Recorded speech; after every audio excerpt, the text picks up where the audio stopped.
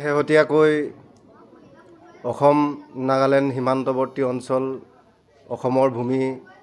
নেঘেৰিবিলত আজি 4 দিনমানৰ আগতে নাগালেণ্ড প্ৰশাসন তথা ভিলেজ কাউন্সিলে এই নেঘেৰিবিল নামৰ ঠাইখনত এখন ফলক আঁৰি থৈছে, য'ত লিখা আছে যে অসমৰ মানুহে কোনো কাৰণতে উক্ত ঠাইডোখৰত প্ৰৱেশ কৰিব নোৱাৰিব। যদিহে প্ৰৱেশ কৰে বা খৰি কাটে বা বিভিন্ন ধৰণৰ গৰু চৰুৱা আদিকে কাৰ্য কৰিবলৈ গ'লে তেখেতসকলে 10,000 টকা জৰিমনা নিৰ্ধাৰণ কৰি দিছে। এতিয়া কথা হ'ল, অসমৰ ভূমিত নাগালেণ্ড প্ৰশাসনে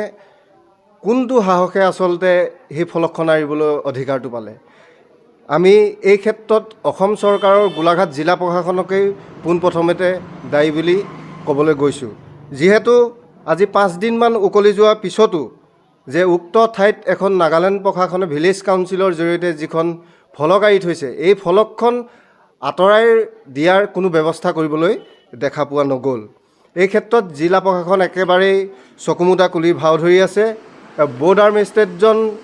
একেবাৰেই জ্ঞানকাণ্ডহীন বিষয়া হিচাপে পৰিগণিত হৈছে, কিয়নো আজি তাৰিখত আমি বাৰে বাৰে অসম চৰকাৰক অনুৰোধ জনাই আহিছিলোঁ যে যিহেতু সীমান্ত অঞ্চল মেৰাপানী, এই মেৰাপানী অঞ্চলত সীমান্ত দণ্ডাধীশ বিষয়া এজন নিযুক্তি দিয়াটো অত্যন্ত জৰুৰী। আমি বাৰম্বাৰ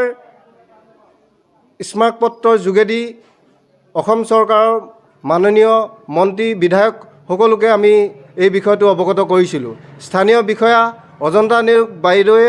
এই বিষয়টো জনাৰ পিছতো আজি তাৰিখলৈকে গোলাঘাট জিলা প্ৰশাসনক কিয় কাৰণে নিৰ্দেশ দিব পৰা নাই যে উক্ত ফলকখন আপোনালোকে উক্ত স্থানৰ পৰা আঁতৰাই দিয়ক।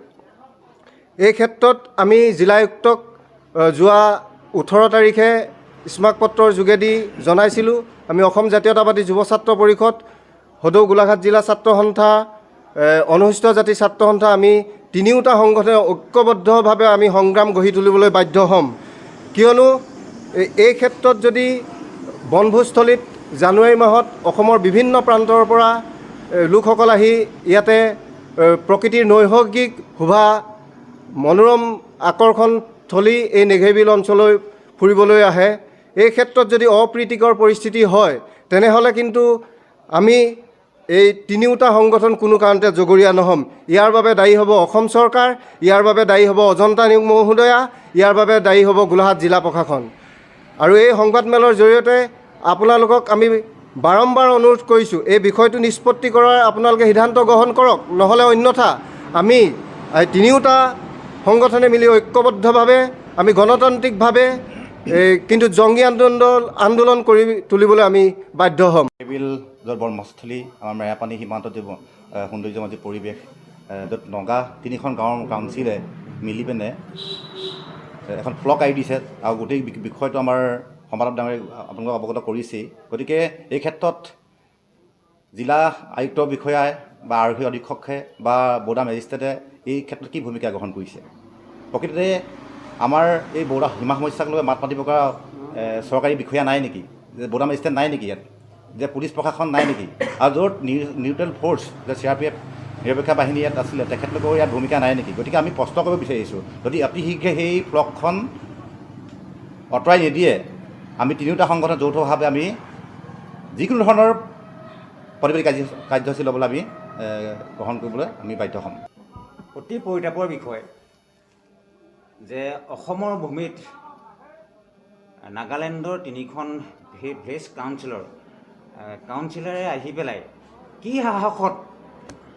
এখন ফলক আঁৰিবলৈ পালে, যিখন ফলকত স্পষ্টভাৱে লিখা আছে। আমাৰ ইতিমধ্যে সম্পাদক ডাঙৰীয়াই কৈছে যে বনভোজকাৰীৰ দল তাত প্ৰৱেশ নিষিদ্ধ, মাছ মৰা নিষিদ্ধ, খৰি কটা নিষিদ্ধ ইত্যাদি বিষয়ক লৈ তেখেতসকলে এটা কঠোৰ নিৰ্দেশনা সেই ফলকখনত দিছে। য'ত দিছে সেইখিনি যদি ভংগ কৰে, ভংগকাৰী দলক বা লোকক তেওঁলোকে 10,000 টকা জৰিমনা বিহাৰ এটা ব্যৱস্থা কৰিব বা আইনী ব্যৱস্থা তেওঁলোকে গ্ৰহণ কৰিব, যিখনত ফলকখন স্পষ্টভাৱে লিখা আছে। আমাৰ কথা হ'ল যে যিটুকুৰা ঠাইত তেওঁলোকে ফলকখন আঁৰিছে, সেই ফলকখন কোনো কাৰণতে নাগালেণ্ডৰ নহয়, নাগালেণ্ডৰ ভূমিয়েই নহয়। যিহেতু 1925 চনত যিটো নগা জিলা আৰু অবিভক্ত শিৱসাগৰ জিলাৰ যি সীমা নিৰ্ধাৰণ কৰা হৈছিল, সেই সীমা নিৰ্ধাৰণ কৰোঁতে যিবিলাক মাইলৰ পোষ্ট পোতা আছিল সেই পোষ্টবিলাক নাগালেণ্ডৰ একেবাৰে কাষত মানে পাহাৰৰ কাষত পোতা আছে আৰু তেনে ক্ষেত্ৰত তেওঁলোকে কি যুক্তি কি সাহসত কাৰ প্ৰৰোচনাত পৰি পেলাই এই কামটো কৰিবলৈ লৈছে সেইটো এটা ভয়ানক কথা সময় থাকোঁতে গোলাঘাট জিলা প্ৰশাসনেই বা আমাৰ সীমান্ত দণ্ডাধীশগৰাকীয়ে যেতিয়া দৃঢ় পদক্ষেপ গ্ৰহণ নকৰে তেতিয়া ইতিমধ্যে আমাৰ দুইজন বক্তাই কৈছে আমি যিকোনো ধৰণৰ জংগী আন্দোলন কাৰ্যসূচী ল'বলৈ বাধ্য থাকিম আৰু এটা কথা আমি স্পষ্ট কৰি দিওঁ যে আমি বৰ্ডাৰ মিছনক এই কাৰণে কাণ্ডজ্ঞানহীন বুলি কৈছোঁ যে তেখেতে যিদিনাখনি ফলকখন পুতিছিলে সেইদিনা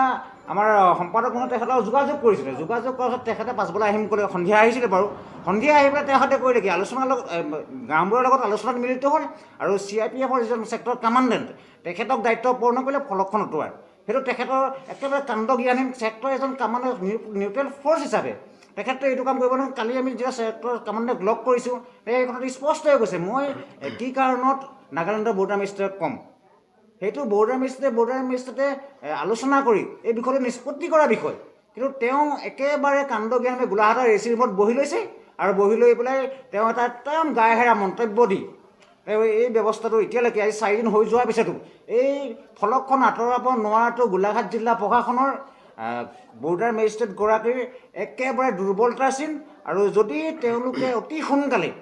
এই ফলকখন আঁতৰোৱাৰ ব্যৱস্থা নকৰে ইতিমধ্যে আমাৰ সম্পাদক মহোদয়ে কোৱাৰ দৰে বা সদৌ গোলাঘাট জিলা ছাত্ৰ সন্থাৰ উপসভাপতি সঞ্জীৱ সোণোৱালে ক'বৰ দৰে যিকোনো ধৰণৰ আন্দোলন গঢ়ি তুলিব আমি বাধ্য হ'ম আমি আমাৰ মাতৃভূমিৰ কাৰণে আমি যিকোনো পৰ্যায়ত যাবলৈ আমি যি বিষয়টো সকলোৱে গম পাইছে অত্যন্ত স্পৰ্শকাতৰ আৰু আমাৰ সীমান্তবাসী ৰাইজ বিশেষকৈ ডি ছেক্টৰত যিখিনি মানুহ আছে সেই মানুহখিনি নিৰাপত্তাহীনতা সদায় ভুগি আহিছে এই ক্ষেত্ৰত বলিষ্ঠ ভূমিকা অজন্তা নায়ক বাইদেৱে কেতিয়াবাই ল'ব পাৰিলহেঁতেন তেওঁ অমনোযোগিতা বুলিয়ে ক'ম মই বা অকমান্য বুলিয়ে ক'ম তেওঁৰ মানে ইচ্ছা নাই কাৰণে এই ঘটনাবিলাক ঘটিবলৈ পাই আছে তেওঁক আমি বাৰেপতি কৈ আছোঁ যে আটাইকেইটা সংগঠনে কোৱা উপৰিও ইয়াৰ জনসাধাৰণে বাৰেপতি কৈ আছে যে ইয়াত এজন বৰ্ডাৰ মেজিষ্ট্ৰেট পাৰ্মানেণ্টকৈ দিয়ক তেওঁ মহকুমাটো ইয়াত ডিক্লাৰেশ্যন আগতে হৈ গ'ল মহকুমাধিপতি নাই বৰ্ডাৰ মেজিষ্ট্ৰেটৰ আণ্ডাৰ দি থৈছে বৰ্ডাৰ মেজিষ্ট্ৰেটজন পাৰ্মানেণ্টকৈ ইয়াত দি দিয়াৰ পিছত ইয়াত সমস্যাবিলাক অন্ততঃ খাম কাটিব আমি এটা সমস্যা সৃষ্টি হ'লে গোলাঘাট যাবলগীয়া হয় ইয়াত কিবা এটা হ'লে গোলাঘাটলৈ দৌৰিবলগীয়া হয় আমি সংবাদমেল দিবলগীয়া হয় আন্দোলন কৰিবলগীয়া হয় ভোটৰ সময়ত তেওঁলোকে যে গাড়ী ধূলি উৰাই ভোট বিচাৰি ঘূৰি ফুৰে যে দৈয়াঙৰ ৰাইজৰ মাজত তেওঁলোকে নিৰাপত্তাৰ ক্ষেত্ৰত কিয় নাহে এজন বৰ্ডাৰ মেজিষ্ট্ৰেট ইয়াত এই ভৌগোলিক চাৰিসীমাটোৰ বিষয়ে তেওঁ নাজানেই তেওঁৰ গোলাঘাটৰ পৰা মাত্ৰ এটা ফোন কলৰ ইনষ্ট্ৰাকশ্যন দি পিনে কাম কৰা এজন বিষয়া সেই বিষয়াজনত আমি গোটেই দৈয়াংবাসী ৰাইজে তেওঁ আস্থা ৰাখিম নেকি নিশ্চয় নাৰাখোঁ গতিকে আমাৰ অজন্তা নায়ক বাইদেৱে মহোদয়ক আমি কাটৰ অনুৰোধ জনাওঁ যে ইয়াত এজন পাৰ্মানেণ্টলি বৰ্ডাৰ মেজিষ্ট্ৰেট দিয়ক যিটো নাগালেণ্ডে কৰিছে নাগালেণ্ডৰ ফুটিলছত তেওঁলোকে পাৰ্মানেণ্ট অফিচ দিছে তাৰপৰা তেওঁলোকে কাৰ্যকলাপবিলাক চলায় আমাৰ ইয়াত মেৰাপানীত এটা কাৰ্যকলাপ চলাবলৈ অফিচ দিয়ক ইয়াত এজন পাৰ্মানেণ্ট বৰ্ডাৰ মেজিষ্ট্ৰেট দিয়ক যিটো তেওঁ নিৰীক্ষণত থাকিব আৰু গতিকে এই বিষয়বিলাক বাইদেৱে শক্তিশালী মন্ত্ৰী তেওঁ এই সমস্যাবিলাক সোনকালে নিষ্পত্তি কৰক আৰু লগতে এই বনভোজস্থলী যিডোখৰ জেগাত নাগালেণ্ডৰ ফলক আহিছে এই ফলকখন আঁতৰোৱাৰ ক্ষেত্ৰত প্ৰশাসনে ভূমিকা লওক নহ'লে আমি গণতান্ত্ৰিকভাৱে আন্দোলন গঢ়ি তুলিম পৰ্যায় হ'লে আমি পথ অৱৰোধ তেনেকুৱা ধৰণৰ কাৰ্যসূচীলৈ যাবলৈ আমি প্ৰস্তুত থাকিম তাৰ কাৰণে কিন্তু আমিবিলাক জগৰীয়া নহয় আমি নিজৰ সা সম্পত্তি ৰক্ষাৰ কাৰণে আমি যিকোনো পৰ্যায়লৈ যাবলৈ আমি প্ৰস্তুত আছোঁ বিশেষকৈ আৰু এটা কথা কৈ থওঁ ভোটৰ সময়ত বিচাৰি অহাতকৈ এতিয়া আহক এই নাগালেণ্ডৰ যিবিলাক সমস্যা আজি সমস্যা নহয় বহুদিনীয়া সমস্যা প্ৰত্যেকটো দলেই যেতিয়া শাসনলৈ আহে এই সমস্যাবিলাক সমাধান কৰাৰ এটা মানে তেওঁলোকে চুক্তি কৰে আমাৰ মানুহক এটা আভুৱা ভৰে কিন্তু এই ক্ষেত্ৰত তেওঁলোকে সদায় কোনো দলে AGP কংগ্ৰেছ BJP কোনো দলেই এই ক্ষেত্ৰত নিমাত এই ভূমিকাৰ ক্ষেত্ৰত বাইদেউ এটা অগ্ৰণী কাৰ্য ভূমিকা থাকে তেওঁ এই পৃষ্ঠপোষকতাত এই সীমা সমস্যাটো সমাধান হ'ব আৰু মানুহখিনি নিৰাপত্তাৰ ক্ষেত্ৰত এটা ভাল পৰিৱেশ পাব বুলি আমি অনুৰোধ ৰাখিছোঁ ৰঙাপাৰাবাসীৰ বাবে সুখবৰ আপুনি যদি দুচকীয়া বাহন ল'ব বিচাৰিছে তেন্তে এতিয়াৰে পৰা আৰু চিন্তাৰ কোনো প্ৰয়োজন নাই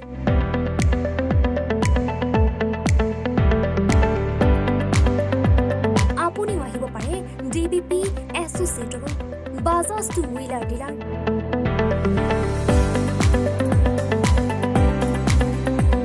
আমাৰ ঠিকনা ৱাৰ্ড নং 8 ঠাকুৰবাৰী ৰোড ডাকঘৰ ৰঙাপাৰা জিলা শোণিতপুৰ আমাৰ যোগাযোগৰ নম্বৰ 9435707133 9707967285285।